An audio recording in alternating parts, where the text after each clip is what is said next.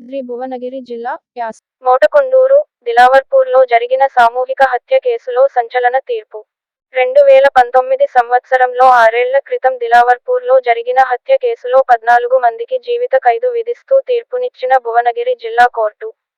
మంత్రాల నెపంతో దిలావర్పూర్కు చెందిన యాదగిరిని కొట్టి చంపిన గ్రామస్తులు, 2 మహిళలతో పాటు మరో 12 మందికి యావజీవ కారాగార శిక్ష విధించిన జిల్లా అదనపు న్యాయస్థానం. యాదగిరి మంత్రాలు చేస్తున్నాడని ఆరోపిస్తూ అతని పై కర్రలతో దాడి చేసి కొట్టి చంపిన 15 మంది గ్రామస్తులు. 14 చనిపోయాడు. యాదగిరి కొడుకు ఫిర్యాదు మేరకు కేసు నమోదు చేసి సాక్ష్యాధారాలను కోర్టు ముందుంచిన పోలీసులు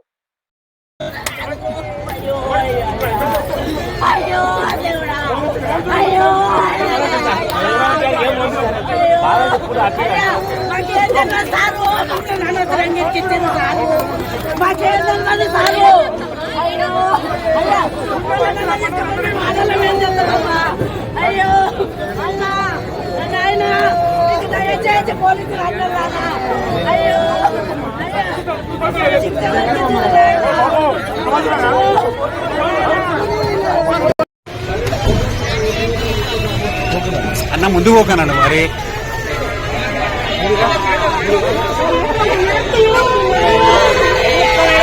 చెప్పండి. తీస్తున్నారు